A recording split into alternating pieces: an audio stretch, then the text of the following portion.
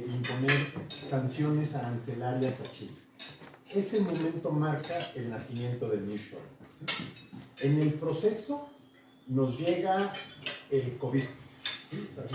Estábamos en la parte bonita de la guerra comercial entre Estados Unidos y China, cuando llega el COVID, y el COVID lo que hace es algo bien interesante. Le abre los ojos a las compañías para darse cuenta que estaban sobreinvertidas en China.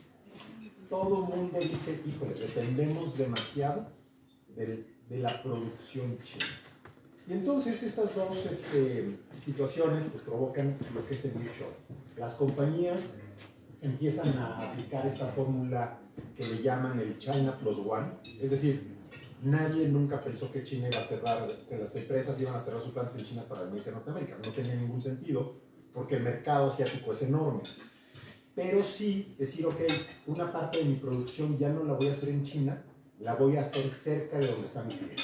Ese es el nearshoring. Después, junto con estas dos situaciones, se da una crisis laboral en Estados Unidos.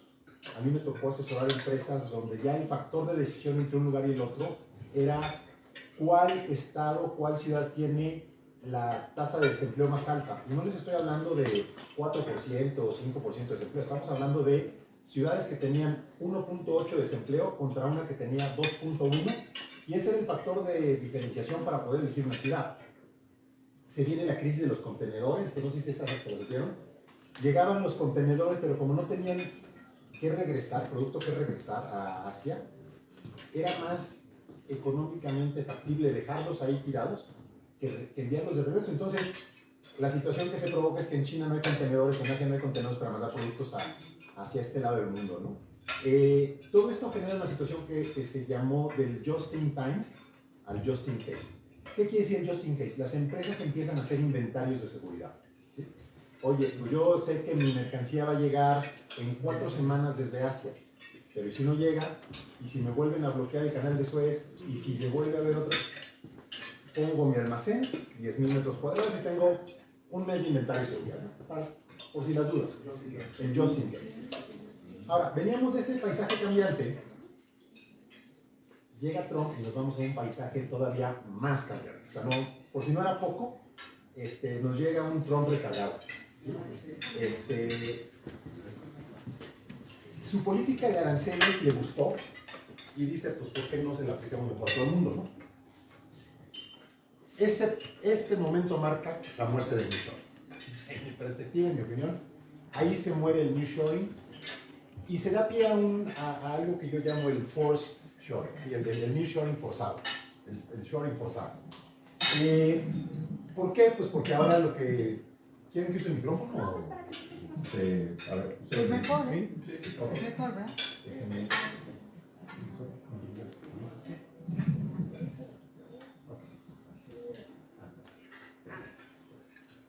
Ok, entonces, se acaba el nearshoring, empieza el post-shoring y además empezamos a hablar de la supervivencia y la negociación del Tratado de Libre Comercio con los Estados Unidos.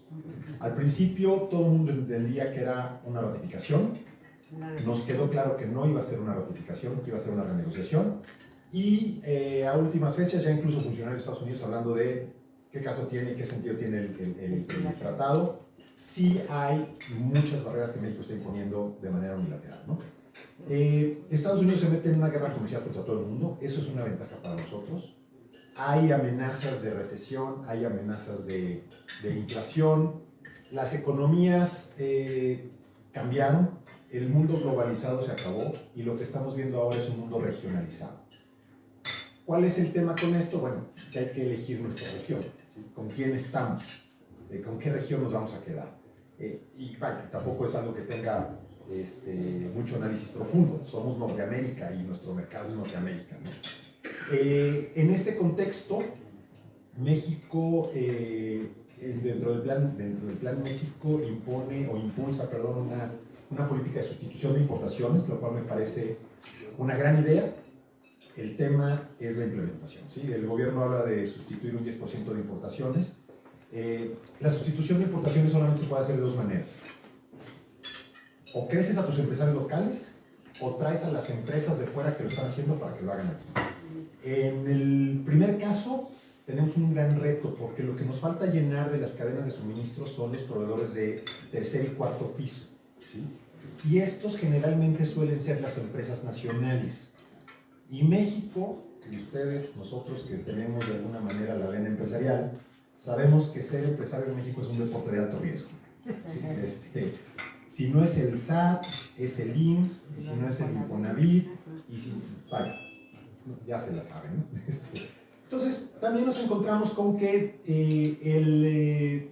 el comercio se vuelve una herramienta política. Ah, ¿no quieres hacer esto? Bueno, pues ahí te van las tarifas, ahí te van los aranceles. Oye, yo no estoy contento con esto, ahí te van las tarifas, ahí te van los aranceles. El comercio se vuelve una herramienta política. Y es lo que estamos viviendo ahora. Ahora, los disruptores los ha habido en toda la historia, ¿eh? Y nada más me voy de 25 años para acá. Todos aquí creo que tenemos edad para acordarnos que en diciembre de 1999 todo el mundo estaba preocupado porque no sabíamos qué iba a pasar con las computadoras el día 31 de diciembre a las 11:59 de la noche. El Y2K. Nadie sabía si los aviones se iban a caer, si los trenes iban a funcionar. No pasó. Luego tuvimos la gripe aviar, luego tuvimos el huracán Katrina, tuvimos terremotos, tuvimos Fukushima, tuvimos guerra civil en Siria, tuvimos la crisis petrolera en el 16, el COVID, tuvimos los incendios en California, tuvimos el bloqueo del canal de Suez, tuvimos la invasión de Rusia a Ucrania, tuvimos la guerra de Hamas con Israel. Es decir, crisis no faltan y no van a seguir faltando. Esto nada más son los últimos 25 años, ¿eh? O sea, no estamos desacostumbrados a las crisis y sabemos lidiar con las crisis. Entonces esta tiene su complejidad, pero creo que es una crisis que vamos a sortear. Ahora, con todo este contexto, ¿dónde está la oportunidad mexicana? Yo veo la oportunidad mexicana en una integración diferente con el mercado norteamericano. Al principio, cuando Trump empezó a amenazar con aranceles a todo el mundo, yo oía muchas voces que decían, pues acerquémonos a China, ¿no? Y mi reacción era decir, no saben lo que están diciendo. No tienen idea de lo que están diciendo, por una sencilla razón. China, cuando ustedes ven lo que compra China del mundo, principalmente compra materias primas. Petróleo, minerales, soya, pura materia prima. Cuando ven lo que compra Estados Unidos, automóviles, semiconductores, electrónicos, lo que yo les digo es, para venderle a China no necesitas ingenieros. Para venderle a Estados Unidos sí necesitas ingenieros. En un proyecto de país, tú necesitas ingenieros, tú necesitas gente que esté mejor preparada. Porque eso nos lleva a un concepto que se llama el de complejidad económica, que no sé si lo conocen, pero la complejidad económica de un país quiere decir o mide tu capacidad de hacer procesos más elaborados, de procesos más complejos, ¿sí? No es lo mismo hacer una tela que hacer un semiconductor, ¿sí?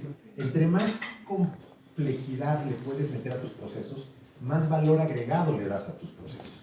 Y eso quiere decir que puedes vender más caro. ¿Cuánto puedes tú meterle de sobrecosto a la soya si lo único que haces es cosecharla y enviarla? Pero ¿cuánto le metes de sobrecosto, de valor agregado, a una pieza de metal que te llega y la sacas hecha un carro? ¿Sí? Ese es el valor agregado. Y en ese contexto, primero, China no compra eso.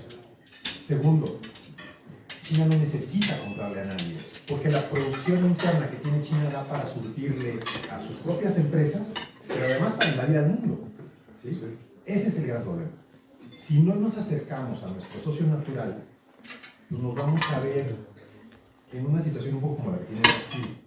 Que Brasil es un país exportador que tiene pues, prácticamente el doble de tamaño que México, pero exporta mucho menos que México. Y lo que exporta tiene un valor agregado mínimo.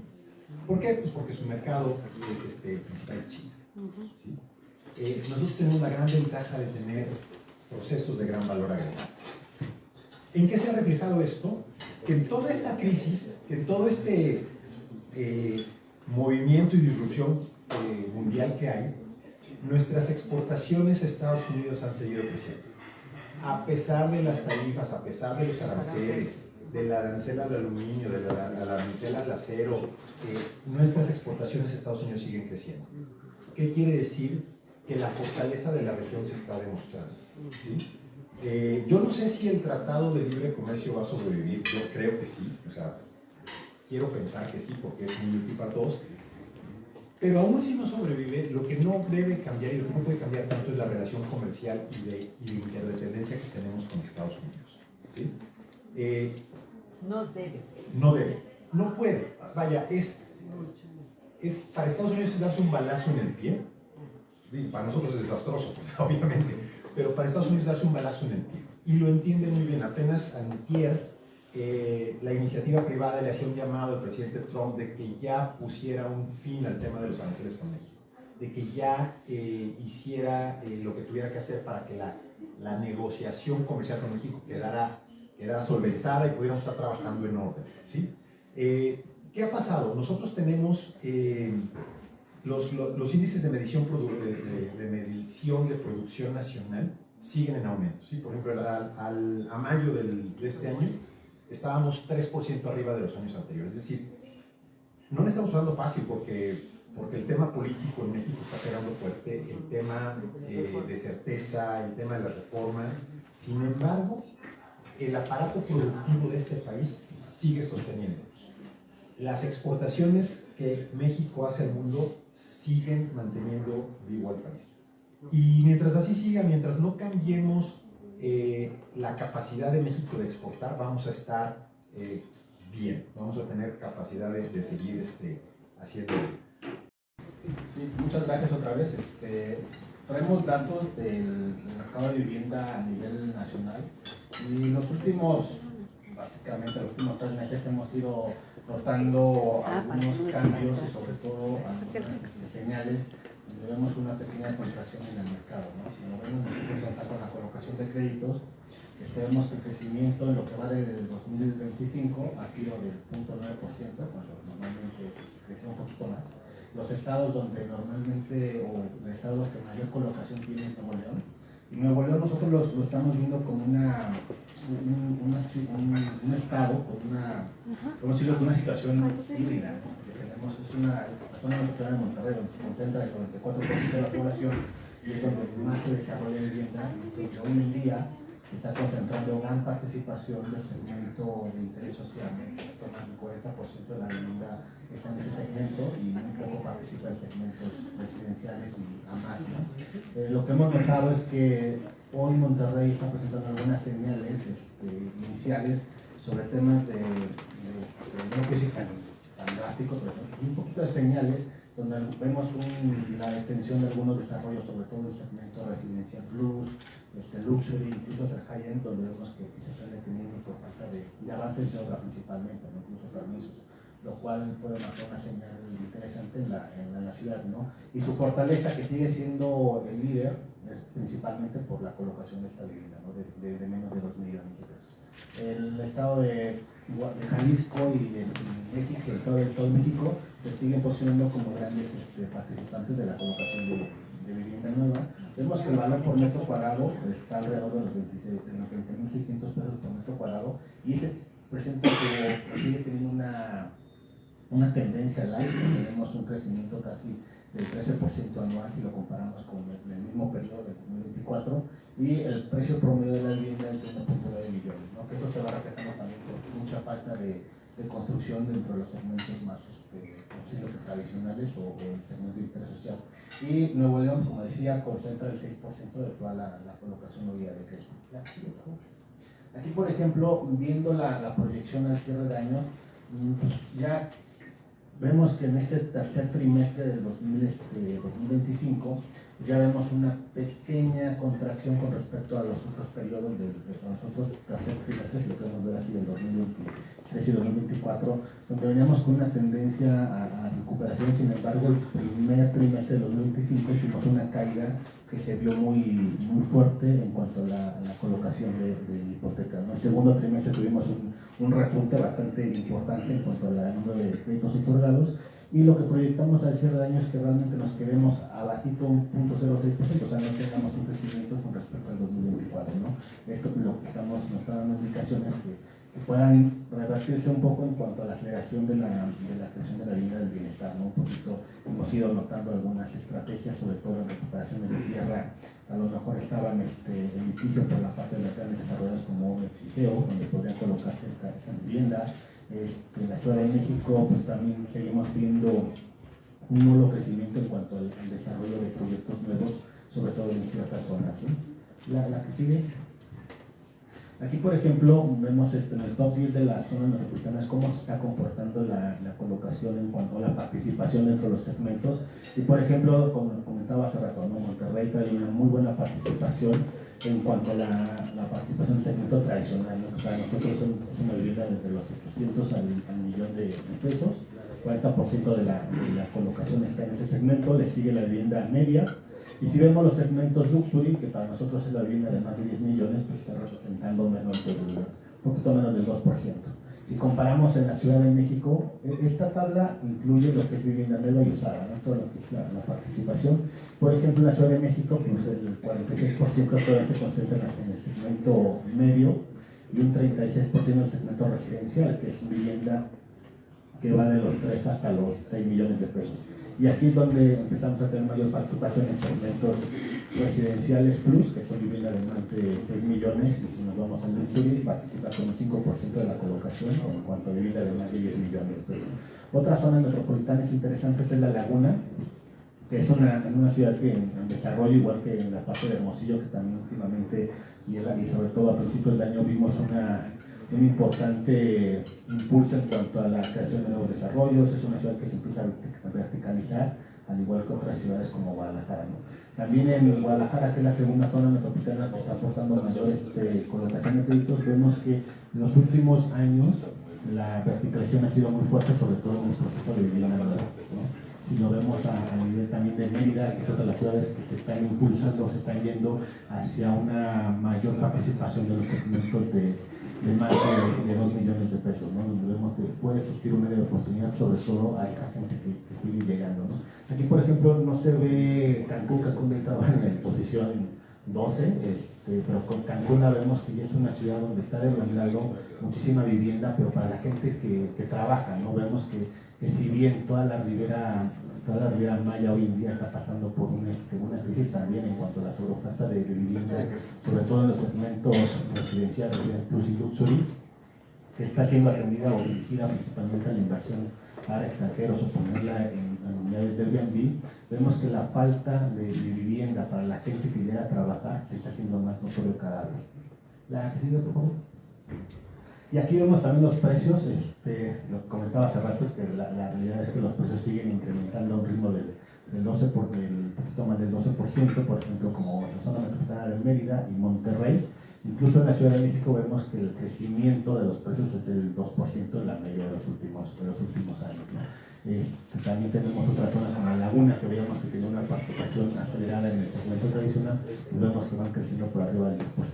Incluso hay otras ciudades que tienen crecimientos por arriba del 16%, pero son un mercado que no son tan dinámicos, ¿no? Si consideramos estas 10 zonas metropolitanas, aquí es donde se concentra más del 40% de la participación de la colocación de vivienda, ¿no?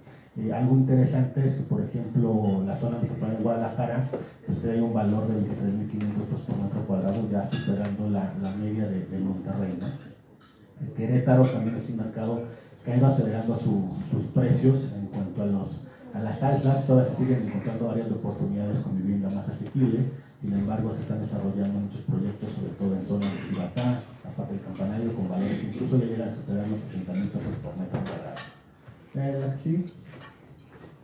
Y como, dando un poco las cifras preliminares del cierre del tercer trimestre aquí en la Ciudad de México, vemos que las ventas están reflejando un crecimiento del 2.5%. El stock disponible sigue disminuyendo. Sin embargo, este crecimiento se está dando sobre todo en la zona norte de la zona del Valle de México, ¿no? Tenemos la parte de Tizayuca, Pango, Tecamas, donde se siguen teniendo un mayor número de colocación de unidades y desarrollos.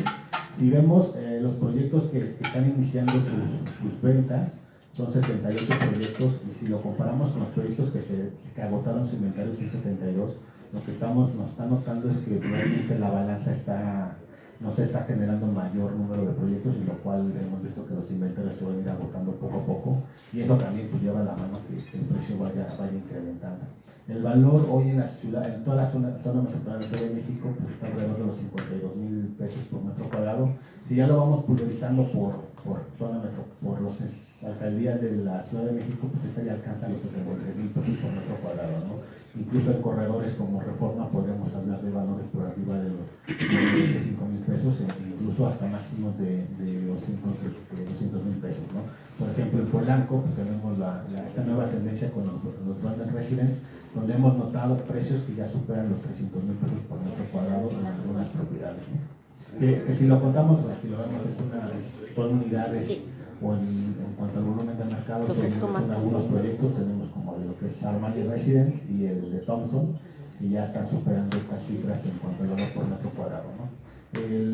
Zonas que se están empezando a notar con un alto impacto en cuanto al número de proyectos, seguimos viendo alcaldías con alto potencial como Venustiano Carranza, en la zona de Zaragoza, alrededor del aeropuerto, un poquito yéndolo ya más hacia el circuito Río Churubusco, también la parte de Iztacalco, etcétera.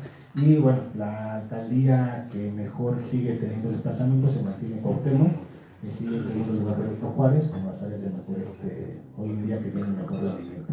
¿Qué vemos para el 2026? Sí vemos que va a ser un mercado bastante retador, realmente hay ciertas políticas que pueden ir mermando la colocación o el desarrollo de nuevos proyectos, sobre todo en el tiempo de permisos, y sobre todo en la Ciudad de México. Vemos ciudades que hoy en día tuvieron un crecimiento muy acelerado entre el 2022 y el 2023, donde hoy día empiezan a tener una contracción en cuanto a las absorciones, como el caso de Guadalajara. Guadalajara llegó a tener crecimientos del 25% anual en sus precios por metro cuadrado. Hoy en día sus absorciones han presentado una contracción importante en cuanto al número de proyectos de unidades vendidas, principalmente en el segmento vertical, ¿no? En las zonas de playa, Cancún, la Riviera Maya son mercados que hoy en día también tenemos algunas señales donde podrían haber una pequeña contracción en cuanto al desplazamiento de unidades. Hay mercados emergentes, sigue siendo el Pacífico una zona de gran potencial. Tenemos un Huatulco, una zona de Oaxaca, donde vemos que se están desarrollando nuevos proyectos bastante interesantes, presentan buenas actuaciones. San Carlos en la parte de Sonora también tenemos diferentes zonas de crecimiento, etcétera, ¿no? En Los Cabos sigue siendo un mercado bastante sólido en cuanto a la colocación de proyectos. Sin embargo, bueno, en Los Cabos pues, tenemos un mercado netamente americano, sobre todo en la parte de California, ¿no? Estos son puntos generales de lo que vemos hoy en el mercado. La verdad es que el cierre del año vemos que va más o menos de forma flat, entonces hay bastantes áreas de oportunidades, y siempre, como decimos, ¿no? Los retos generan más oportunidades en ciertos sectores. Muy bien, Justino, muy concreta, nos dejaste pasmados, ¿no? ¿Quién compra? No por los anglicismos todavía, me lo estoy tratando de quitar todavía, y por eso ya es Banamex y me encanta. El tema es que no lo puedes ver standalone, el balance hipotecario. Si no lo ves con la vinculación que puedes tener con otros productos, los márgenes no te dan para hacer un producto rentable. Lo tienes que anclar a la vinculación y al cross-sell, como se le llame, con otros productos, si no, no jala. Y bueno, arrancaría, no voy a hablar como Banamex ahorita, y perdón que repita tanto el nombre, pero estoy muy emocionado por eso. Voy a hablar por parte del ABM, que les digo, Gonzalo, responsable y titular del comité. Básicamente hay tres viñetas que van muy alineadas, y discúlpame, no sé tu nombre, con Justino, con lo que comenta Justino. Uno, el primer trimestre que tuvimos, no digo que es para el olvido, pero sí ha sido muy complejo. el primer trimestre de este año por un tema que comentabas tú precisamente, Roberto, ¿eres? Rodolfo, perdóname. Soy buenísimo con los nombres, Rodolfo, mencionaste una palabra que se llama incertidumbre.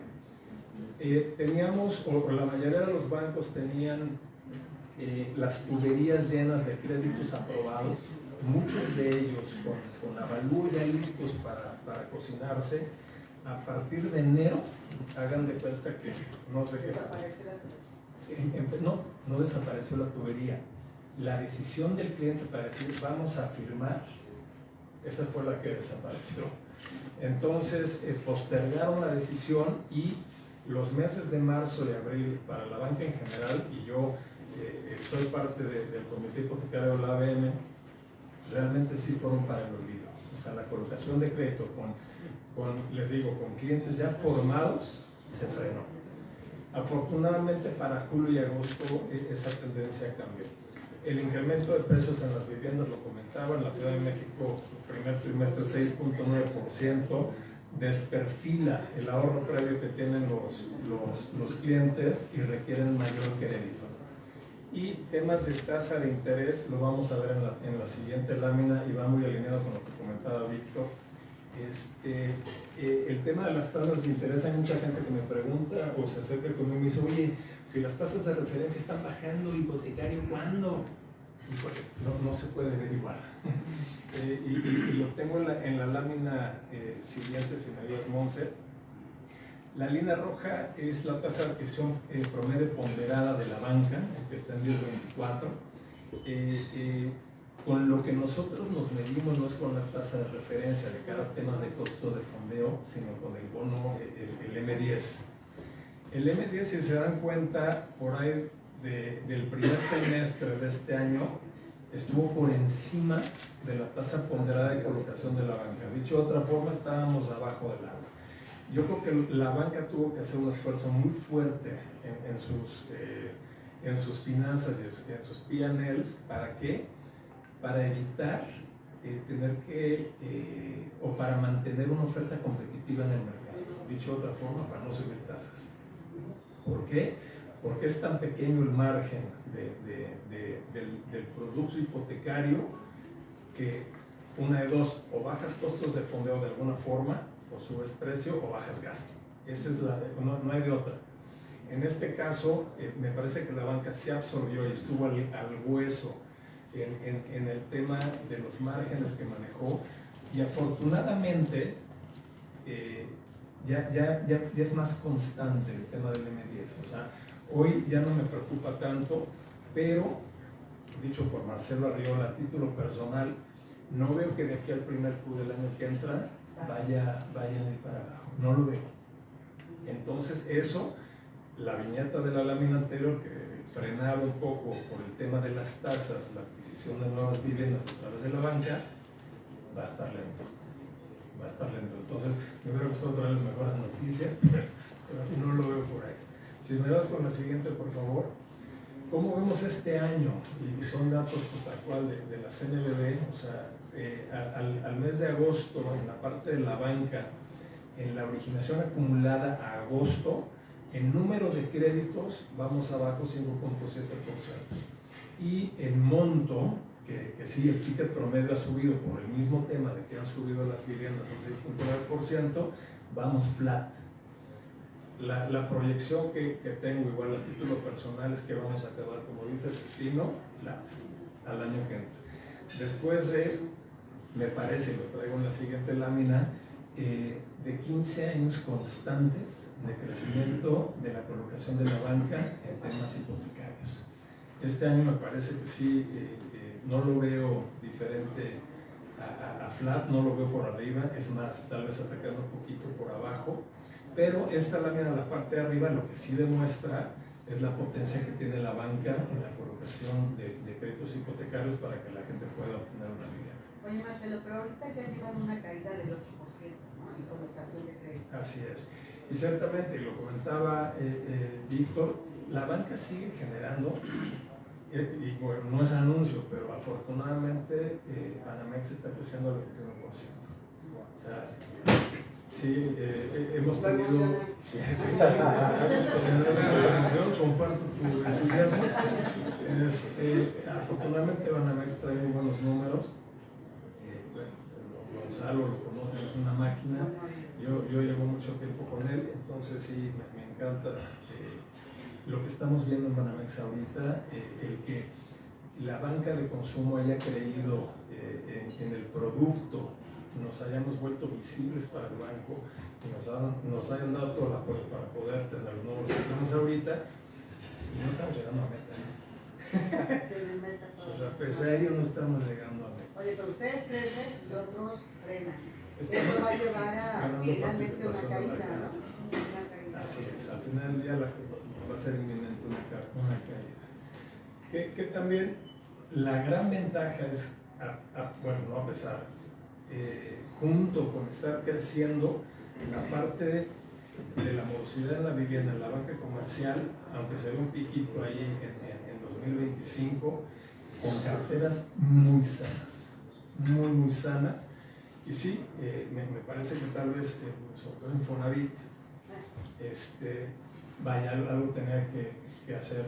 Y yo me acuerdo, y no es ventanear, pero Víctor, yo me acuerdo que, y bueno, tengo aquí también a Carlos, me voy a atrever a comentarlo, pero hace mucho, cuando se creó, primero con Afobi y luego con Adi, con Carlos, pues sí, recuerdo a Víctor Borrás en Infonavit, recuerdo a Guillermo Babas en Sociedad Hipotecaria y demás, y me acuerdo que cuando llegó Víctor, sí comentó, o hizo un comentario que yo en algún momento escuché, que decía, oigan, yo creo que se tienen que acordar de que se tiene que cobrar, que parecería pues que se les volvió a olvidar, porque el tema de la morosidad que yo tengo en Infonavit me parece que es algo que es 19.28%, es una locura. Es 1 millón de casos. Es algo que sí me parece que se tiene que tomar cartas en el asunto, porque si no va a ser insostenible. Entonces, bueno, en resumen es eso, la banca sigue apoyando la colocación de crédito hipotecario, y pues agradezco mucho el espacio, María. No, al Muchas gracias a contrario. todos. Realizados, el crédito puente se le llama así porque le des puentear de un crédito de construcción a un crédito individual. Por eso se le llama crédito puente, coloquialmente así se le conoce, en realidad es el crédito a la construcción.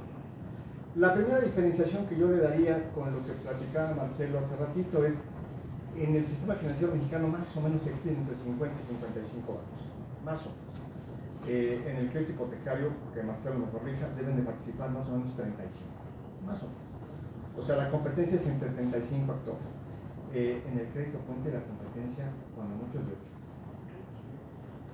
Eso sería lo primero que tendríamos que impulsar, que hubiera más bancos que participaran. ¿Por qué no lo hacen? Porque lo ven con riesgos, porque sus casas matrices de las otras geografías mundiales dicen no me interesa, necesito una área especializada, no sé medir el riesgo, no sé medir la certidumbre. El hecho es que bancos importantes, grandes, no participan. ¿Deberían de participar más? Sí. ¿Cómo lo logramos? Pues eso es bien difícil. Eso es bien complicado porque no solamente es que queramos que existan, tiene que haber una rentabilidad, tiene que haber un posicionamiento de que ese negocio derive otros negocios, como serían las hipotecas individuales, más su seguro, que es estupendamente rentable, lo que es el seguro, tú lo sabes mejor que yo, más otras muchas cosas de lo que le llaman el onboarding, ¿no? También es el anglicismo que se utiliza. Ahí les pongo unos datos que no se ven, pero no les pongo los nombres de los bancos, ahí imagínense. Donde, bueno, eso es la foto a julio de cómo se encuentra el crédito puente de la construcción. El líder del sector tiene 31 mil millones de crédito puente en saldo. Le sigue, no veo del todo bien, creo que dice 25.700. Se irían para atrás si les digo quién es ese banco. No se lo imagino. O sea, ese es un banco naranja de no es uno de los grandes bancos donde yo tuve la labor de colaborar y con mucho gusto durante muchos años. Exacto. Luego vienen otros bancos y bueno, la realidad es que eso tendría que crecer mucho más Claro, habría que tener más competencia y tendríamos que tener una banca de desarrollo, específicamente la sociedad hipotecaria, que otorgara un funcionamiento de garantías para que pudiéramos tener productos, entre otros la parte de renta. Cuando la sociedad hipotecaria quiso entrar a la vivienda en renta fue un total fracaso. Lo hizo estúpidamente. La vivienda en renta se puede financiar, sí, pero si te van a pagar con los flujos de un contrato, ese contrato tiene que poder ser pues trasladable para que sea una garantía y por supuesto que no se puede tener un gobierno que te diga no pagues. Si no pagas, no pasa nada. O sea, entonces no tienes una garantía hipotecaria ocupada, no lo puedes sacar, etcétera, ¿no? Y por supuesto que también tendría que tener los elementos económicos que hicieran que esto fuera rentable. Porque también a veces somos medio hipócritas nosotros, ¿eh? Yo soy hipócrita, todos somos hipócritas. ¿Por qué? Porque queremos que nuestro banco nos dé muy buenas tasas en nuestra cuenta de cheques, pero no se da cuenta que lo que tiene que prestar tiene que ir en ese diferencial, ¿no? Y no es menor, ¿eh? Entonces también tendríamos que ponernos en esas dos, en esa dicotomía, como dice el doctor, ¿no? En la parte de abajo, en la parte negra, se ve cuál es la incidencia del crédito puente en el balance del crédito empresarial del banco, ¿no? Ese es un elemento interesante porque hay bancos, hay uno por ahí del 69%, pero es un banco especializado, que por ahí está sentado la persona que viene. Y hay otros que están mucho más abajo y que tenemos mucho más cancha. Yo sí les puedo decir el mío, porque esos son mis cifras. Yo estoy ahí en el 2.700 millones, ese número está mal, estamos en 4.200. Una problemática que tenemos a nivel de gremio es que no tenemos las cifras. Es increíble que no tenemos bien las cifras. Esas son cifras oficiales y las cifras están mal. Entonces, desde ahí tenemos una área de oportunidad impresionantemente relevante. Si me dan la siguiente, por favor. Perdón, quiero darles un dato anterior. Ahora bien, el porcentaje, el monto que tenemos hoy los bancos es 127.000 millones de pesos. Se oye un número enorme, pero las hipotecas deben ser como 10 veces eso, ¿no? Más o menos. Eso muestra cómo se encuentra un negocio con respecto al otro. ¿Y por qué en uno hay 35 bancos y en el otro hay 8? De acuerdo con eso. Lo que sigue. Aquí lo que les estoy mostrando es precisamente lo que participan los bancos y lo que participa la banca de desarrollo, ¿no? Esa banca de desarrollo que dice Sociedad Hipotecaria Federal dice 29.000 millones. Ese número tendría que ser muchísimo más grande en garantía si queremos que esto llegue y alcance a otros lugares, a otras latitudes y sobre todo a otros nichos de mercado. Hoy vemos cómo se está la línea verde y azul. Si ustedes se fijan, este número de hasta acá, que son los 129.000, si a estos son a pesos corrientes, si lo hiciéramos a pesos constantes y le quitáramos la inflación, nos daríamos cuenta que el sector no está creciendo como debería de crecer. La siguiente, por favor. Ahora, en cuanto al monto dispuesto, aquí está bastante más claro lo que les acabo de comentar, ¿no? De año a año, con corte a julio, es decir, julio 23 a julio 24 y luego julio 24 a julio 25, la cifra de monto dispuesto es prácticamente la misma, con todo y que se tiene un crecimiento inflacionario importante en los materiales. Entonces, pues no está creciendo el crédito. ¿Por qué no está creciendo? Pues porque no ha habido más proyectos. ¿Por qué no hay más proyectos? Porque no hay las condiciones de certidumbre permisológica para que se hagan. ¿Por qué no se tienen las condiciones? Pues porque al gobierno no le interesa darlas. ¿Por qué en Monterrey sí se da? Porque en Monterrey tienen una densidad, lo que se le llama densidades, piensen en lo que puedo hacer arriba de mi casa. Quédense con ese concepto, es el más sencillo. ¿Cuántos pisos le puedo poner arriba de mi casa? En Monterrey tienen unas densidades libres en algunas avenidas. En México no solamente no hay buenas densidades, sino además hay una literal, que es el último elemento del uso de suelo, que te dice que tienes que hacer una línea de determinado tamaño.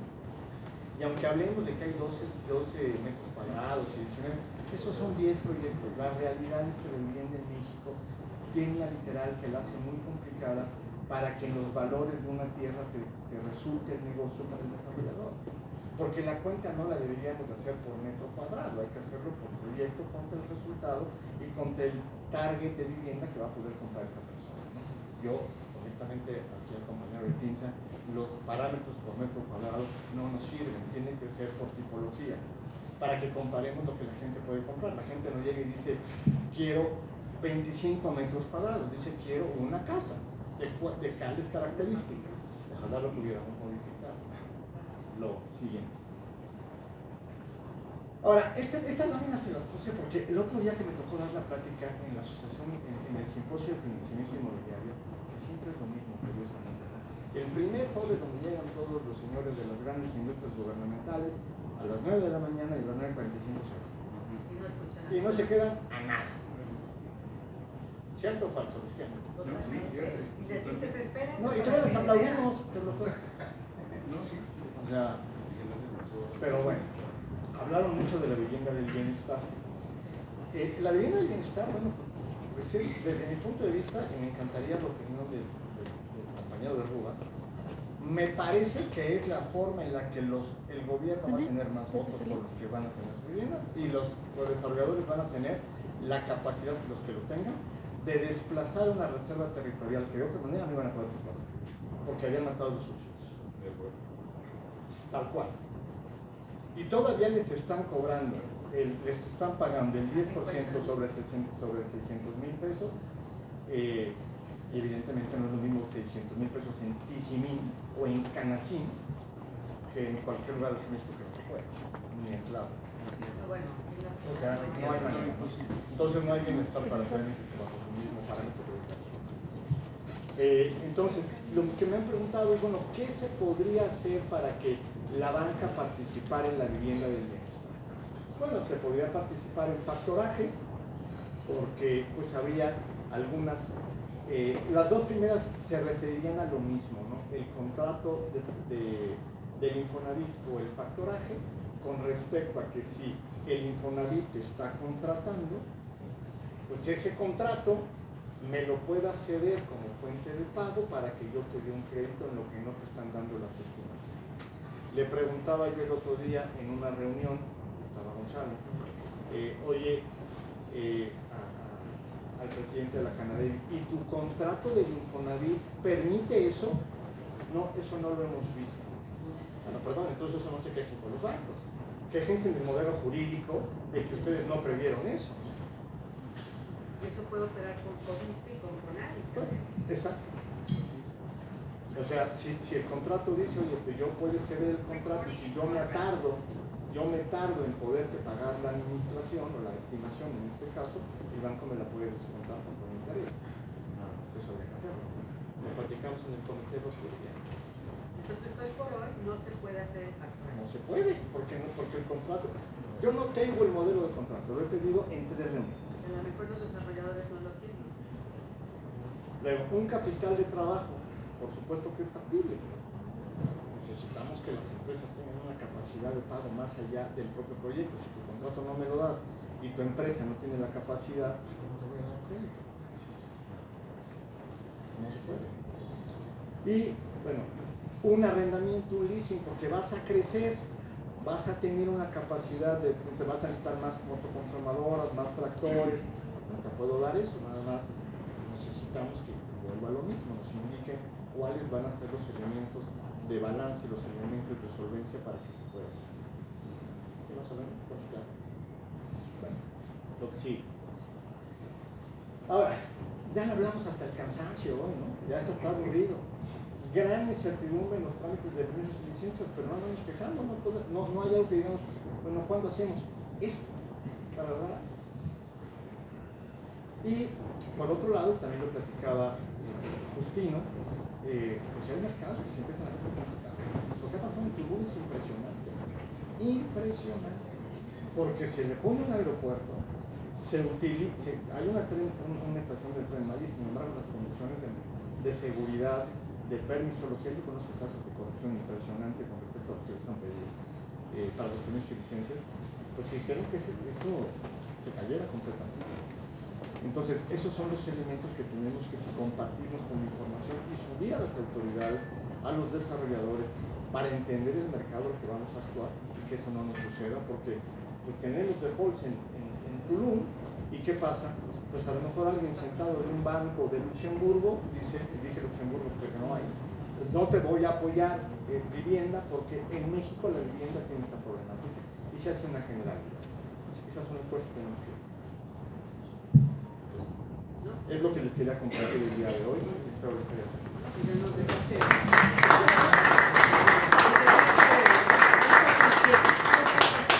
Gracias, Federico, lo que despertaste, ahí todas las inquietudes. Muchas gracias. Vamos. 1.82 millones de viviendas, y para Ciudad de México 200,000 acciones de viviendas. Vaya, pues suenan, en un principio sonaban muy inalcanzables. A pesar de todo, ya hemos hablado también en estos foros muchas veces del déficit que hay, que se va acumulando. Bueno, ¿cuál es el compromiso de la banca ahí? Desde mi punto de vista, pues, en 3 niveles. O sea, el financiamiento a la oferta a través del crédito puente, o llamado crédito puente, que es un crédito a la construcción, como bien dice Federico, en donde la banca representa, es el principal proveedor de créditos de este tipo. Y el dato que yo tengo, y si no corríjame por ahí, es que el 70% del crédito puente lo otorga la banca directa. Entonces, el gobierno busca ampliar el acceso al crédito puente para pequeñas y medianas desarrolladoras, lo cual pues eso genera también un cuello de botella, a través de la Sociedad Hipotecaria Federal, que también ya mencionamos, que tampoco es lo suficiente, a través de créditos sindicados, a través de créditos directos, a través del otorgamiento de garantías. Vaya, pues todo eso que son pues, negociaciones que se tienen con la Sociedad Hipotecaria Federal, pues, sigue siendo, desde mi punto de vista, igual, pues falta, es insuficiente.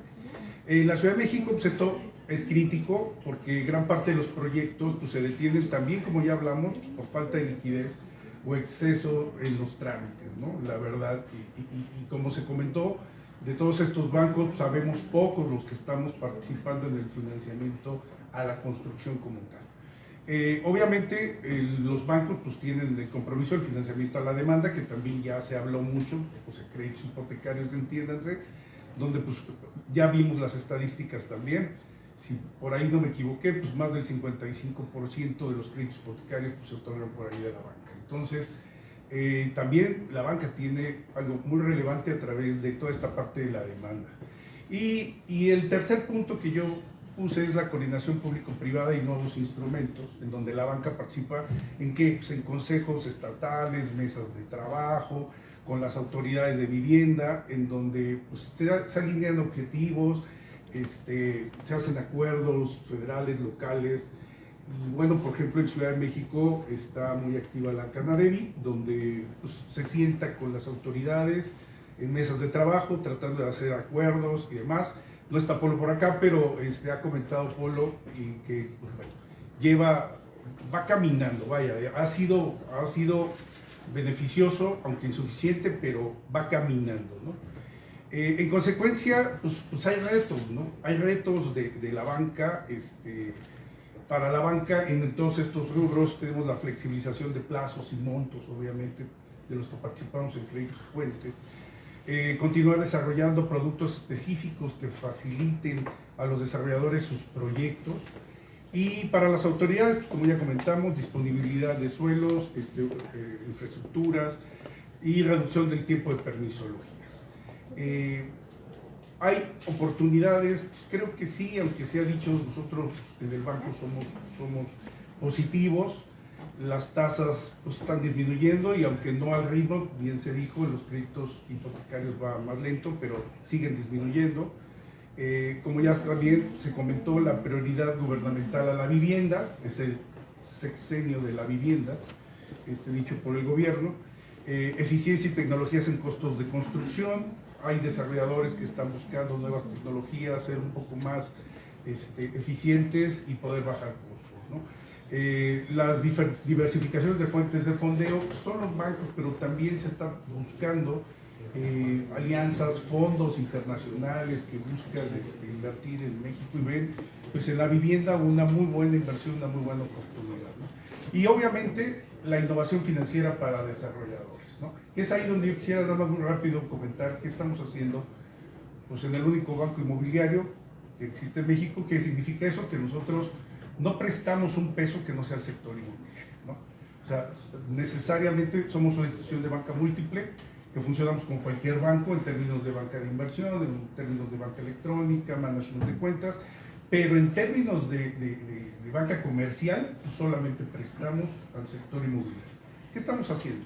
Este año sacamos un crédito puente denominado Crecedin, el cual, aquí a nuestro compañero constructor de CEBIC, es un crédito que va dirigido, es un crédito puente tradicional, pero va dirigido a los desarrolladores que son normalmente constructores o han trabajado en grandes desarrolladoras y están independizándose y poniendo su propia empresa, y que la banca difícilmente les va a poder prestar.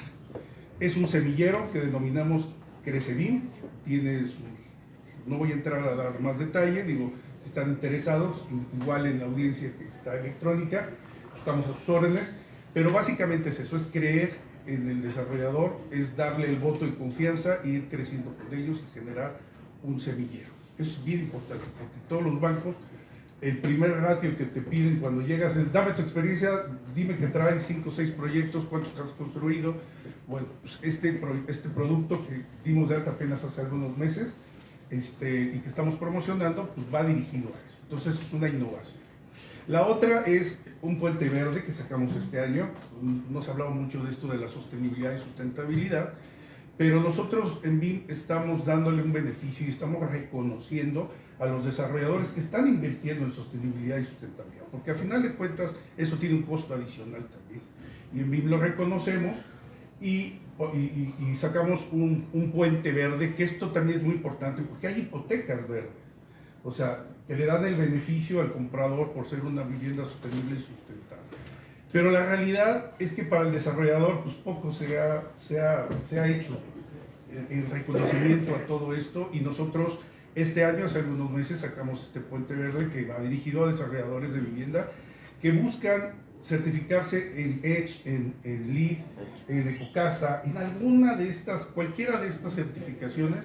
Nosotros reconocemos y damos valor. ¿En qué? En condiciones financieras, ¿no? Tratamos de reconocerles eso, y esto también lo hacemos de la mano del Banco Interamericano de Desarrollo. Tenemos líneas con ellos que van dirigidos justo a este producto que estoy comentando.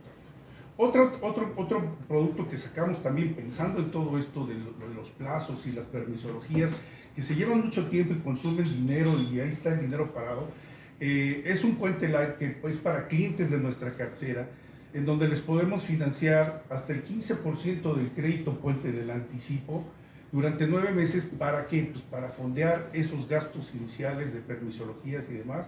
Estos créditos se pueden ir hasta más de 50 meses por lo mismo de estos 9 meses iniciales. Entonces estamos dando ese beneficio de alargar más el plazo, pues, conscientes de todo esto que está sucediendo, y sobre todo en la Ciudad de México. Y ya entrando un poquito más a la Ciudad de México, pues somos un banco muy activo, y con esto pues, ya acabo, en puentes para norma 26. Se dijo que efectivamente no hay vivienda del bienestar en Ciudad de México, pero la ciudad, la vivienda asequible en Ciudad de México se llama norma 26, que es lo que el mismo gobierno ha estado promoviendo a través de Servimet. A Carlos McKinley lo hemos tenido en varios foros.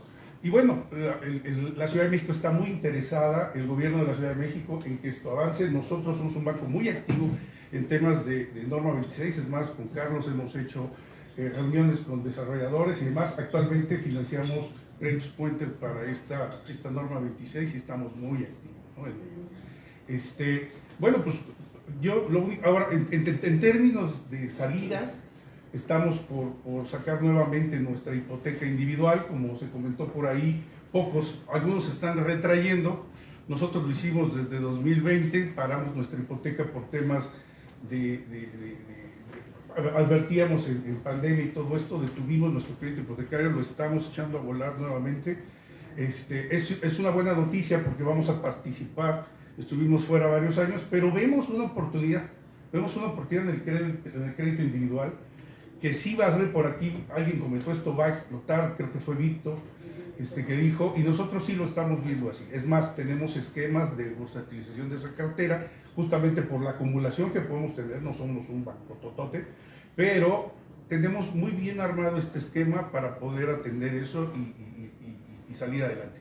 No hemos estado pasivos en todos estos años, a pesar de que hemos estado fuera del crédito hipotecario directo, pero hemos hecho alianza con alguna de nuestras empresas hermanas, que es Gircasa, justamente para ayudarle a nuestros desarrolladores a salir con perfiles, sobre todo perfiles pues, no comunes, digámoslo así, ¿no?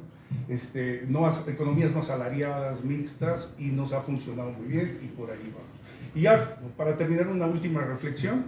El crédito, literalmente, esta palabra me gusta mucho, el crédito literalmente es credibilidad, y en Banco Inmobiliario Mexicano creemos en el sector, creemos en la industria, creemos en los desarrolladores, y nos sumamos a las estrategias del gobierno federal y local, y seguiremos ocupándonos en la innovación. Como se pueden dar cuenta, hemos estado innovando en productos y en esquemas que faciliten el acceso al financiamiento.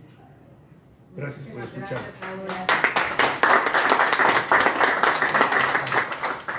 Como tuvimos aquí sobre la mesa el panorama real y crudo, también tenemos los discos de... ¿Por qué es importante lo que está haciendo Spot 2?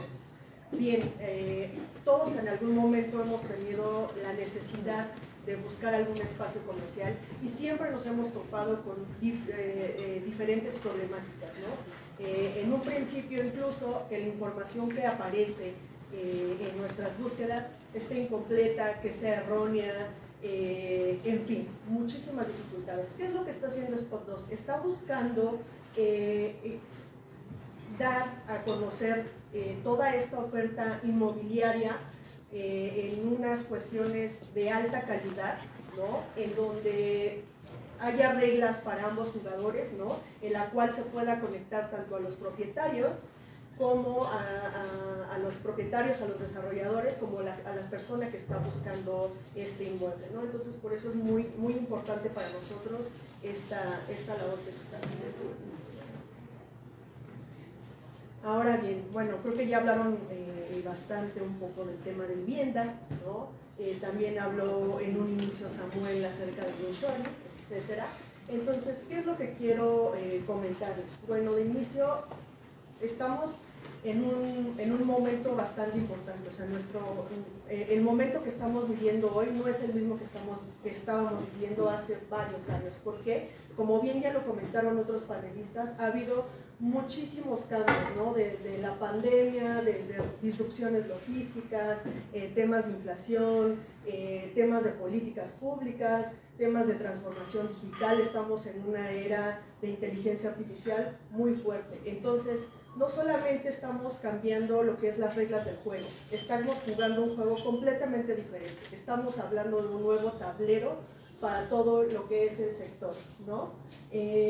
Bueno, si algo nos ha demostrado todos estos cambios es que nosotros necesitamos tener una visión muy diferente, y no solamente nosotros, ¿no? Lo hemos visto en general, el público está buscando la manera de interrelacionarse con el real estate de una manera mucho más cómoda, mucho más eficiente, y estamos buscando siempre satisfacer nuestras necesidades como consumidores, ¿no? En la parte del sector industrial se han dado muchos movimientos muy interesantes. Como bien saben, me parece que es el mercado más activo que tenemos en este momento en el mercado inmobiliario, uno de los más activos. Y a partir de lo que fue la pandemia, posterior a esto, tuvimos la necesidad de, como consumidores, cambiar, ¿no?, la manera en la que estábamos viendo el mercado. Entonces, ¿qué es lo que pasó? La expansión logística, la expansión de las naves industriales dio un boom impresionante, ¿no? Esto a partir de hace 5 años. Sin embargo, el día de hoy estamos viendo que el mercado en realidad sigue con este boom, pero también a consecuencia de todo lo que ya hemos vivido en consecuencia de estos cambios, también se ha dado un boom en cuestión de precios, en cuestión de demanda, ¿no? Por otra parte, en el retail físico, también vimos un cambio muy importante a partir de lo que fue la pandemia. ¿Por qué? Una disculpa. ¿Por qué?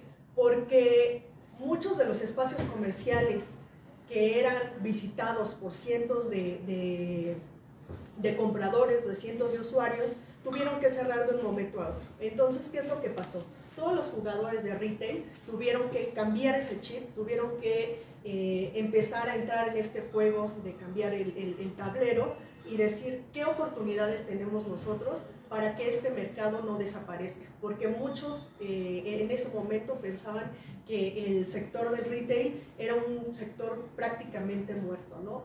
Pero a partir de eso se fue configurando, se fue transformando, ¿no?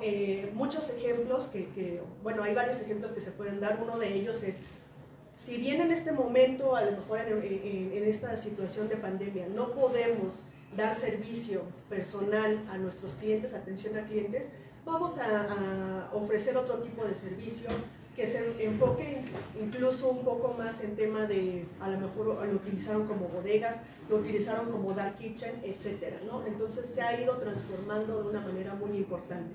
Las oficinas también es un sector que se ha transformado y se ha tenido que adaptar. ¿Por qué? Porque a partir de esos años de pandemia, mucha gente o la mayoría tuvimos que estar en confinamiento y por lo tanto el mercado de oficinas entró en una especie también de crisis al no saber cómo manejar la situación. Era una situación bastante inesperada, por lo cual todos los usuarios de oficinas tuvieron que empezar a trabajar desde sus casas.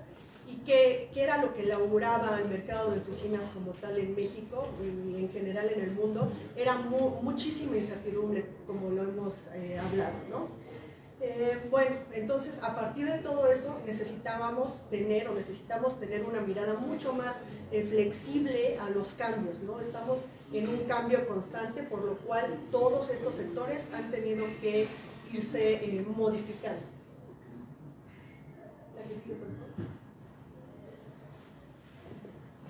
En cuanto al sector industrial, como ya les había hablado, en el tema de la logística, aquí hay un movimiento muy grande, ¿no? Es el gran protagonista. ¿Por qué? Porque estamos viendo incluso que en temas de construcción, como ya lo habíamos hablado, o lo habían hablado los panelistas anteriormente, Ciudad de México tiene más de 700,000 metros cuadrados en construcción, Monterrey más de 800,000 y Tijuana 600,000. Estoy hablando nada más de algunos de los mercados más importantes.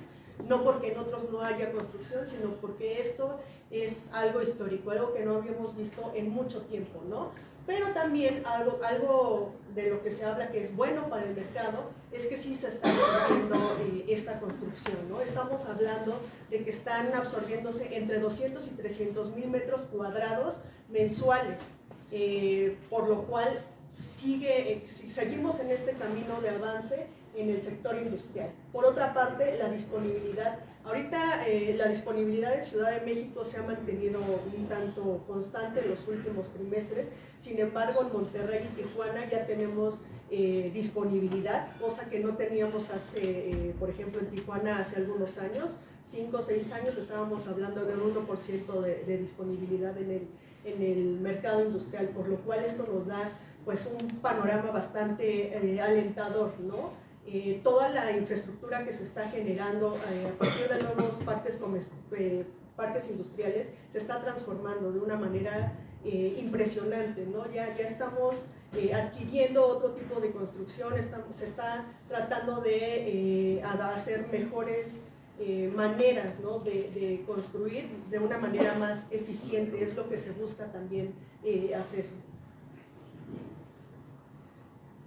Por otra parte, en el tema de oficinas, que ya hablábamos también de esta transformación, el trabajo híbrido vino a jugar un papel bastante importante, ¿no? ¿Por qué? Porque si bien las oficinas se comenzaron a adaptar y empezaron a implementar ciertas medidas para retomar el trabajo presencial, sigue habiendo aún algunos temas de trabajo híbrido que ya se quedaron presentes en nuestros tiempos, ¿no?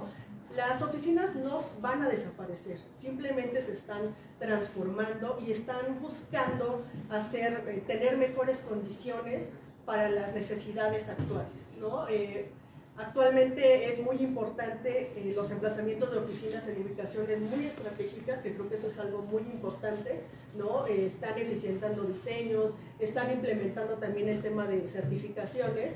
Entonces creo que es muy importante voltear a ver también ese tema, ese mercado, cómo está creciendo y cómo se está moviendo, ¿no? Además, los precios de oficinas han estado manteniéndose constantes. Estamos viendo que están entre 20 y 25 dólares por metro cuadrado el arrendamiento de oficinas Ciudad de México, Guadalajara, Monterrey, y también estamos hablando de aproximadamente entre 60 y 100 mil metros cuadrados de absorción, por lo cual es un mercado que está también pues por buen camino, ¿no? ¿Por año?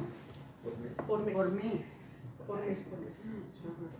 Entonces creo que vamos por un buen camino, simplemente necesitamos voltear a ver mucho más la necesidad de las personas que están ocupando las oficinas para poder seguir llevando un modelo que sea bastante competitivo.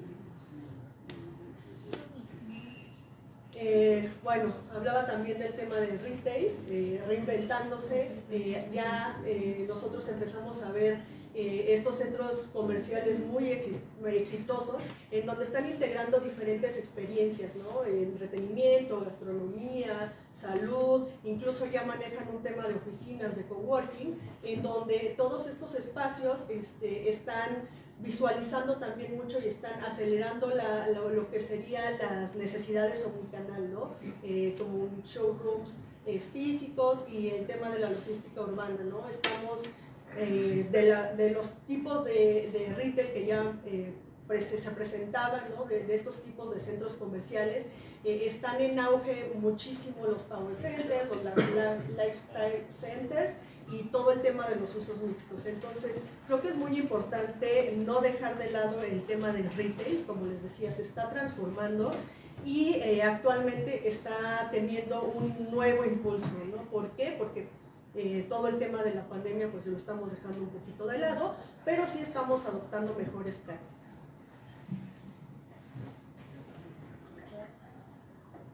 Para el tema de vivienda pues no me voy a meter mucho en el tema, ya que hablaron los expertos, pero sigue siendo una pieza esencial, ¿no? En todo el tema del desarrollo urbano. A mí me gusta mucho hablar del tema de desarrollo urbano. ¿Por qué? Porque toda la parte inmobiliaria genera un conjunto, ¿no? Estamos generando ciudad, y si nosotros lo hacemos de una manera desordenada, nuestra ciudad es caótica. Si de por sí Ciudad de México, las grandes ciudades del país, tienen un problema de temas de infraestructura, etcétera, si nosotros no seguimos construyendo y si nosotros no seguimos pensando en la integridad de la sociedad, vamos a hacer de nuestras ciudades un caso perdido. Y bueno, ya finalmente pues estamos en un mercado inmobiliario que se está transformando día a día, ¿no? Tenemos que seguir avanzando, tenemos que repensar todos estos formatos, ¿no? De modelos de negocio, y sobre todo el impacto urbano y el impacto social que tiene todo el tema de la construcción y de los movimientos inmobiliarios, ¿no? Creo que es muy importante hablar no solamente de cuestiones de cifras en el ámbito financiero, sino también hay que hablar del impacto que tenemos como ciudad y el impacto que tenemos como sociedad. Creo que muchas veces lo estamos dejando de lado, pero es muy importante entender que nosotros estamos viviendo en momentos muy complicados de cambio, pero estamos en un lugar en donde tenemos que convivir día a día. Entonces creo que hay que repensar un poquito más en la sociedad y en la ciudad. Muchas gracias. Muchas gracias. De los tres expertos, pero de manera así muy sucinta, platicarles cuál es el estado que guarda el turismo en general. Entonces, decir que el turismo es una actividad en crecimiento, pues es una obviedad. Los años recientes han consolidado esta industria a nivel mundial, involucrando en su desarrollo a nuevos grupos empresariales y sociales por su evidente reposicionamiento en los patrones de consumo de todos los estratos económicos. incremento en el consumo turístico que inclusive presenta por primera vez señales de saturación y agotamiento en algunos destinos que están impulsando el análisis y determinación de una necesaria capacidad de gestión para dirigir y controlar su crecimiento en función de los intereses de la población local, que algunas veces no coinciden con los esfuerzos económicos de empresarios o prestadores de servicios foráneos o ajenos a esa comunidad. El overtourism, la gentrificación y los nómadas digitales son temas abordados continuamente en todos los ámbitos, con explicaciones y recetas contradictorias. En México hemos venido criticando la política turística actual, que ha abdicado a la intervención gubernamental, dejando en manos del sector privado únicamente la explotación comercial, concentrando el interés gubernamental en lo que se ha llamado el turismo comunitario, que es un concepto francamente demagógico y desprendido de la realidad, pero políticamente muy atractivo. El dinero público se ha concentrado en los polémicos proyectos que dirigen los militares, como son los aeropuertos Haifa y Tulum, el Tren Maya, los hoteles adyacentes a las zonas arqueológicas del mundo maya y la resucitada Aerolínea Mexicana de Aviación. A pesar de esa sequía promocional institucional, los resultados son positivos, con algunas variaciones menores, pero que dan cuenta de un sólido flujo turístico nacional e internacional. Los fondos dedicados a la promoción turística se incrementan con el reciente incremento de 14% al DNR y la recaudación del impuesto al hospedaje, que es de índole estatal y que refleja cifras superavitarias. Pero la marca país ha sido abandonada y el desprestigio mediático de México a nivel mundial es innegable, no por la coyuntura política, sino por el desmedido crecimiento del crimen organizado. Se aproxima la edición 2026 de Fitur en España, en la que nuestro país será el invitado de honor, así como la edición número 50 del Tianguis Turístico en México, que se llevará a cabo en Acapulco, y en especial se aproxima el Campeonato Mundial de Fútbol, por el que supuestamente llegarán más de 5 millones de turistas adicionales. Este escenario aparentemente contradictorio pues será abordado por nuestros especialistas, expertos en turismo y ejecutores cotidianos de su operación. Así que me gustaría en primer lugar pues, pedirle a Levi Williams qué opina del tema turístico, cuál es su visión, y un poquito si comparte o está en desacuerdo con mi comentario. Hola, muy buenos días a todos. Pues definitivamente creo que hiciste un muy buen resumen de una realidad actual del turismo. Yo prefiero ser optimista, creo que en esta mesa se tocó el tema del optimismo, conscientes de nuestra realidad, obviamente, tenemos que ser muy conscientes de estos números, tenemos que ser conscientes de que en el caso particular de nosotros, a mí como presidente de la Asociación Mexicana de Agencias de Viajes, pues nos toca comercializar el producto turístico.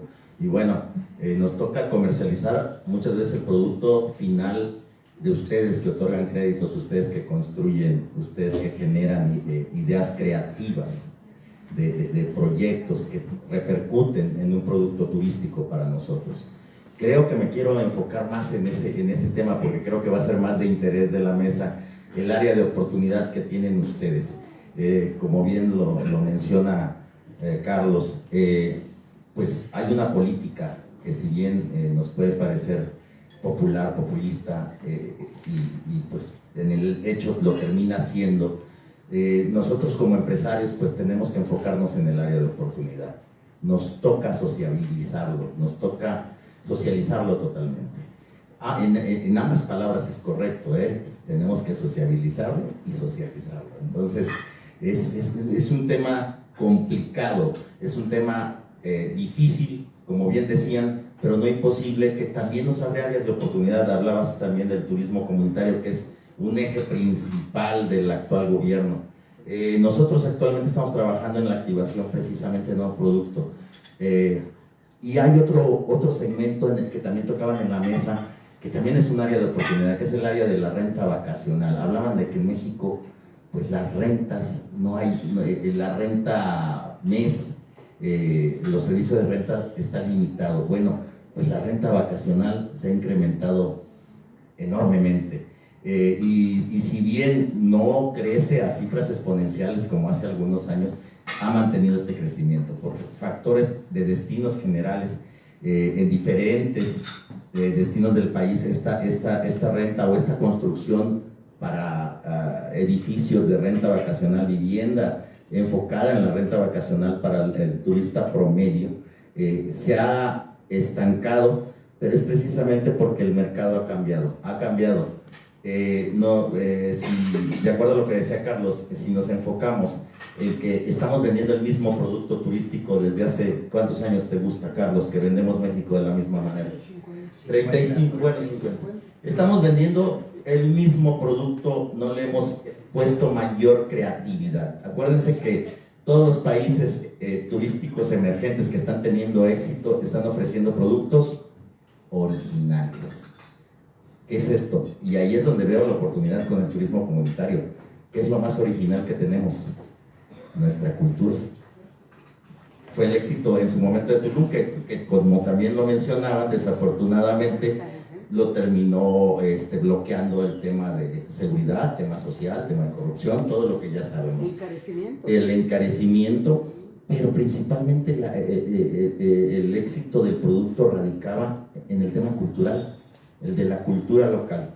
Si nos enfocamos en el desarrollo de productos a través de la cultura, y bueno, a lo mejor de vivienda, en consecuencia las viviendas que se construyen alrededor de la cultura, bueno, como bien decías, los trabajadores de grandes desarrollos, que ahorita pues creo que Playa del Carmen está siendo exitoso en ese punto, a pesar del tema de inseguridad ha sobrevivido y están construyendo grandes desarrollos alrededor, pero de desarrollos turísticos temáticos. Entonces, yo creo que ahí hay mucha área de oportunidad. Me extendería demasiado, quisiera que nos enfocáramos, bueno, en lo personal me quise enfocar en ese tema para que pues veamos que no todo es tan malo como parece y que poniéndonos de acuerdo y trabajando en equipo podemos lograr cosas. Si nos acercamos a los que vamos a comercializar antes de construir, si nos asesoramos o antes de invertir, a lo mejor tendríamos un nuevo producto. Con esto lo dejo aquí sobre la mesa. Muchas gracias. Muchas gracias, Evi. Ahora le pediría a Felipe Cervantes su comentario. Muchas gracias, Carlos, muchas gracias a todos. Qué bueno que se quedan hasta el final, porque siempre estamos nosotros al final. El turismo representa el 8.7% del Producto Interno Bruto, de acuerdo a la gente que tiene los otros datos. Sin embargo, nosotros como iniciativa privada consideramos que puede llegar hasta un 15, un 16% del Producto Interno Bruto. Quiero compartirles los datos de los que tienen otros datos, para que no digan que no es cierto, y les doy el comentario al final. Agosto del año pasado, según el INEGI, tuvimos un incremento del 14.7% de visitantes internacionales y tuvimos un incremento de pasajeros mexicanos o gente que reside en el país del 10.7%. Pero aquí lo interesante no es lo cuantitativo, sino lo cualitativo. El gasto total que hace un turista que viene aquí a visitarnos se incrementó solamente en un 3.4%. Y los mexicanos o la gente que vivimos aquí incrementamos nuestro gasto en un 16.4%. En gran parte se debe a lo que mencionaba Levi, de que tienen productos turísticos que hacen que uno gaste más. Y qué bueno que ahora nos estamos o se están enfocando en crear verdaderos productos turísticos, y les comento después. El gasto promedio de entradas de todo este incremento del 14.7 hasta agosto de este año descendió un 9.8%. Antes gastaban más, según los que tienen otros datos, para que no me digan que no es cosa mía. Y sin embargo, los que salimos incrementamos un 5.1%. Yo quisiera nada más, para terminar este comentario, cómo se mide el gasto medio, ¿sí?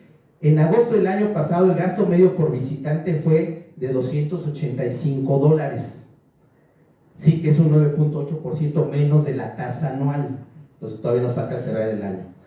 El de los turistas de internación fue de $961.30 promedio. El de internación es el que viene y pernocta en México, el que se queda cuando menos una noche. ¿sí? De los cuales el promedio de los que vienen vía aérea es de 1,101 dólares de gasto en su promedio. Esto quiere decir que los que vienen vía terrestre nada más gastan 372 dólares, y los que vienen de entrada por salida, que son además la mayoría, según los de los otros datos, gastan nada más 113 dólares. Aquí el tema no es tanto cuánto nos vienen a visitar, sino cuánto están gastando, y eso es donde nos debemos de enfocar. Desafortunadamente estamos por cumplir el 50 aniversario el próximo año del Tianguis Turístico de Acapulco, haciendo lo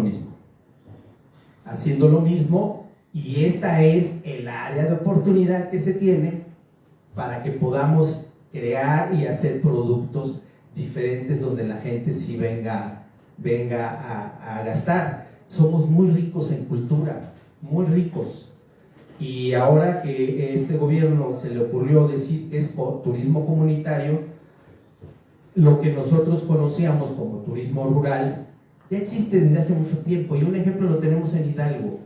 Ustedes han escuchado de las grutas de Tolantongo. Ese es turismo comunitario y tiene 30 años ese ejido explotando ese producto. Entonces, aquí lo que vale la pena es, como decía Carlos y Levi, es que sí creamos productos diferentes, ¿sí? Estamos muy contentos porque vamos a tener el Mundial. Estamos muy contentos porque pagamos 1 millón de euros para ser invitado especial en Fitur. Es como los premios, también se compran. Y desafortunadamente yo creo que eso se pudo haber invertido de otra forma, en que fuesen más puntuales las promociones en el extranjero. Pero vamos a España, todos los mexicanos, autoridades y privados, a firmar nuestros convenios, porque es más padre en vez de firmarlos aquí en México. Y se nos sigue ocurriendo todavía publicarlo. Firmé convenio con mi vecino de Prematur, pero allá en Madrid.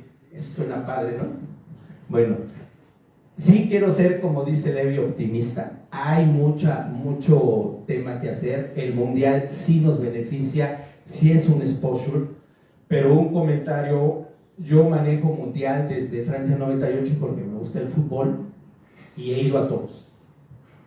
México va a ser el Mundial más caro, desafortunadamente, aquí, ¿sí? Ni Qatar, con todos sus lujos, fue tan caro, ¿eh? Yo Qatar lo vendí en un promedio de 12,000 dólares y aquí no baja de 16, 18 por ahí, ¿eh? Los 3 partidos con alojamiento, avión, todo eso, ¿no?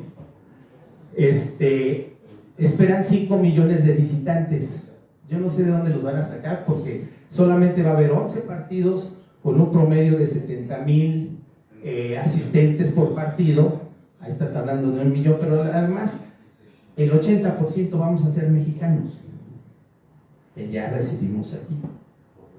Y desafortunadamente otro dato que no nos hemos puesto a ver es: nuestros colegas hoteleros están vendiendo hoteles con menos estrellas más caros que los de superlujo en Qatar. Se entiende por la distancia, porque es otro mercado, pero yo creo que sí deberíamos de ser más serios en el tema de, sobre todo me refiero a las autoridades, de echar las campanas a vuelo cuando todavía tenemos mucho trabajo que hacer.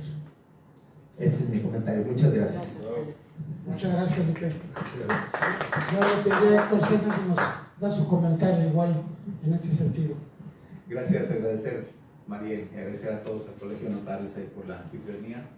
Y pues yo también soy optimista y voy a reforzar algunos de los datos. Al septiembre de este año versus 2024, pues la llegada de turistas internacionales aumentó un 7.5%, lo que representó un 6.5% en ingreso de divisas. Pero hay un dato muy interesante ahí: tuvo una caída en recepción en lo que son las llegadas a vía aérea, un diferencial contra el 2024. Este aumento en la llegada de los turistas se refleja mucho por el turismo fronterizo, que se ha incrementado. Entonces son datos ahí que también son muy interesantes. Refuerzan, pero sí muestran un dinamismo que está teniendo la actividad. El panorama del 2025, pues sí, como lo decían, ha sido mejorable. Ha aumentado el ingreso de divisas por la actividad. El turismo nacional se ha reactivado, yo creo que eso es importante y fundamental. Al final representa casi el 80% del consumo turístico nacional. Ya en lo que se refiere al tema de la Cámara de la Construcción, que nosotros vemos el sector turismo como todo lo que se desarrolla en infraestructura vinculada, ligada al sector o la transversalidad del sector, ahí vemos una oportunidad en el tema de la vivienda. Ahora con las reformas que se van a presentar próximamente, o que ya se han hecho a la línea 3 del Infonavit, creo que la mezcla de productos turísticos puede ser muy interesante, de productos de vivienda, perdón, puede ser muy interesante, el hacer proyectos de vivienda con vivienda media residencial y combinarlos con vivienda de interés social puede ser muy interesante para abatir el rezago que hay en vivienda para los trabajadores. Hay un proyecto que puede ser un referente de Ciudad Mayacobá, que encontraron ellos el mecanismo para poner vivienda para los trabajadores que se desarrollan dentro de la actividad de este complejo turístico, pero también pusieron vivienda para la venta. Entonces creo que puede ser un mecanismo interesante. El turismo sostenible es muy importante, ¿verdad? Cumplir con los estándares ambientales, sociales y de gobernanza. Y rumbo al Mundial 2026, que es una plataforma importante, y nosotros como Cámara pues lo vemos con toda la inversión que se está dando, sobre todo en materia de movilidad. Estamos viendo, aunque nos generan muchos conflictos, el tema del aeropuerto de la Ciudad de México, que se está teniendo y está teniendo una modernización buena o mala. A lo mejor añoramos el aeropuerto que se canceló, pero bueno, se está haciendo, ¿verdad? En el aeropuerto de Guadalajara, en el aeropuerto de Monterrey, pero sobre todo lo comentaba, en temas de movilidad se habla de alrededor de 100 mil billones de pesos lo que se va a invertir en materia de infraestructura vinculada al evento mundialista, ¿verdad? Yo sí, en ese sentido voy a hacer un breve comercial. Nosotros tenemos en la Cámara de la Construcción estamos organizando un evento, un congreso internacional de infraestructura turística para el mes de noviembre, y pues ahí se van a dar cita varios expertos para analizar todo el dinamismo que está teniendo la actividad. Entonces, pues por ahí les vamos a hacer llegar la invitación próximamente. Entonces, sí creemos que el turismo está teniendo un dinamismo que está resurgiendo. Es importante lo que decía, volver al tema de la promoción. Desde la cancelación del Consejo de Promoción Turística, pues ha estado acéfala toda lo que tiene que ver con promoción. El CPTM cumplía una estrategia de contingencia ante todo lo que las malas recomendaciones que se vivían en México, y salía y hacía frente a todo eso. Entonces creemos que sí es importante que el gobierno, la Secretaría de Turismo retome algunas de los componentes que veía el CPTM. Entonces somos optimistas, creemos que en el sector turismo hay oportunidad también para el desarrollo, y como lo decía, es lo que aporta el Producto Interno Bruto, que se dice que es alrededor del 8 o 9%, pues a veces creemos que es un poquito más. Muchísimas gracias por la invitación, y estamos a la orden para cualquier comentario o duda. Muchísimas gracias a todos. Yo creo que tenemos que terminar, Carlos. Perdón, nuestro anfitrión se tiene que ir. Yo tengo pendiente con la Ciudad de México. ¿Por qué quiero mencionar eso? Porque a veces en estas mesas, y lo decía, creo que Rodolfo, a veces son como confesionarios, cada uno veo que hay muchos vivienderos aquí, pero nosotros como industria de la construcción no solamente tenemos vivienda, desarrollamos infraestructura, desarrollamos agua, desarrollamos movilidad, muchas cosas, ¿no? Entonces, el enfoque sistémico que tenemos la Cámara es más amplio en este sentido, ¿no? Nada más comentar, el 90% de las empresas afiliadas a la CEMIC son MIPYMES. La que sigue, por favor.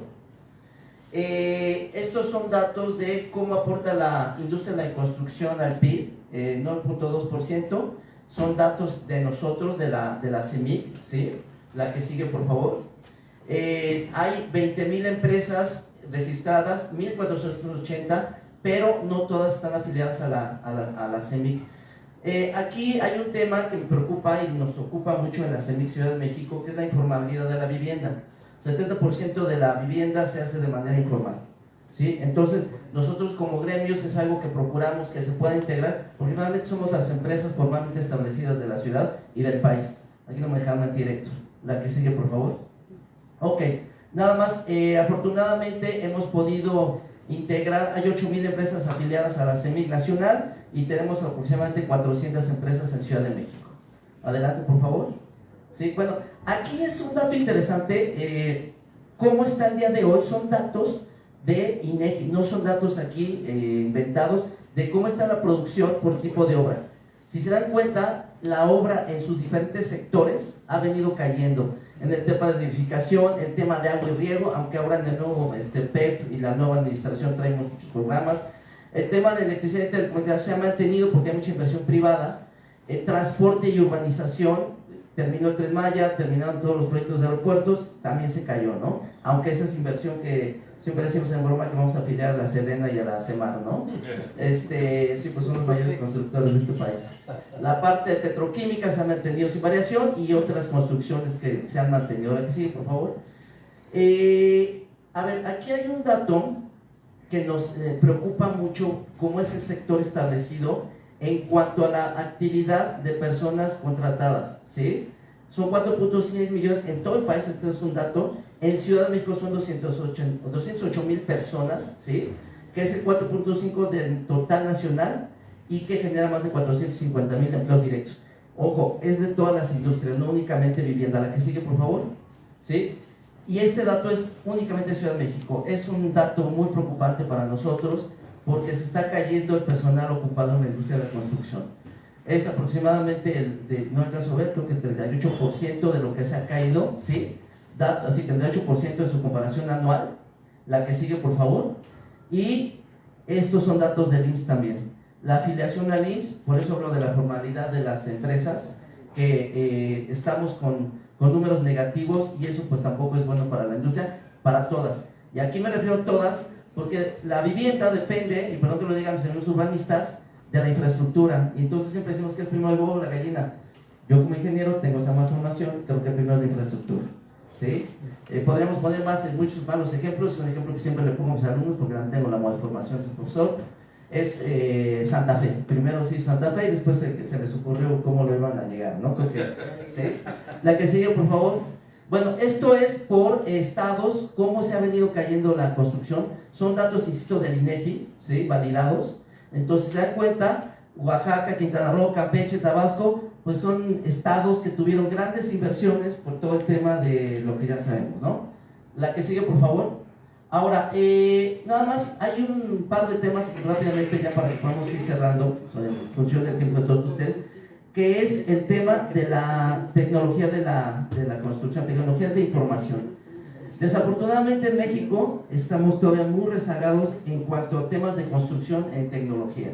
¿Sí? Brasil y Chile están muy por arriba, Colombia de hecho está más por arriba que nosotros en el tema de tecnologías. La que sigue, por favor.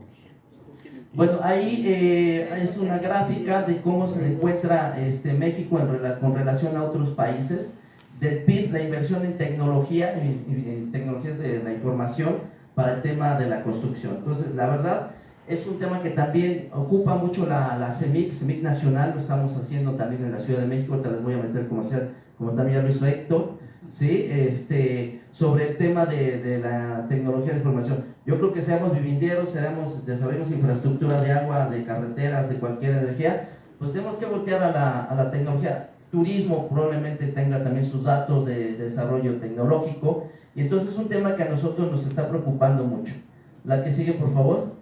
¿Qué es lo que nosotros estamos proponiendo para poder desarrollar con una visión, en este caso Ciudad de México metropolitana? Pues que existe una planeación, por eso insistí y abrí el diálogo con el tema del Plan General de Desarrollo, el Programa General de Ordenamiento Territorial, pero con enfoque metropolitano.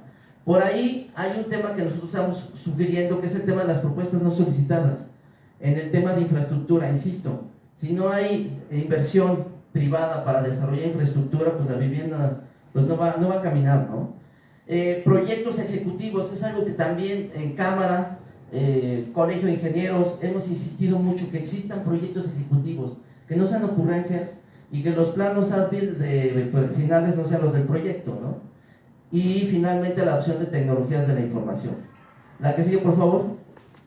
Bueno, hay un más adelante, por favor, habrán escuchado que es un BIM. Miren, nada más para que vean cómo estamos atrasados con otros países con relación al BIM, que es el Building Information Modeling, ¿sí? Nos llevan 50 años a Estados Unidos y Reino Unido. España nos lleva 10 años, Brasil y Chile nos llevan 6 años de avance en cuanto al uso de tecnología BIM para poder desarrollar e integrar proyectos. Entonces, si es un tema que tenemos muy en cámara, la que sigue, por favor, y ya prácticamente termino. Si quieren nada más los beneficios para estar la presentación, para quien la quiera ver, y la última, por favor. Pues el 6 y 7 de noviembre también tenemos un foro BIM organizado por CEMIC Nacional, Ciudad de México, va a ser en la instalación del ITC. Todos son bienvenidos. La verdad es que va a haber un panel pues seguramente inaugurará el secretario de Infraestructura, Comunicaciones y Transportes, el maestro Jesús Esteban, y bueno, estará gente de la Ciudad de México, probablemente la jefa de gobierno, entonces están invitados. Y bueno, es cuanto. Quedo sus órdenes. Muchísimas gracias. Y gracias por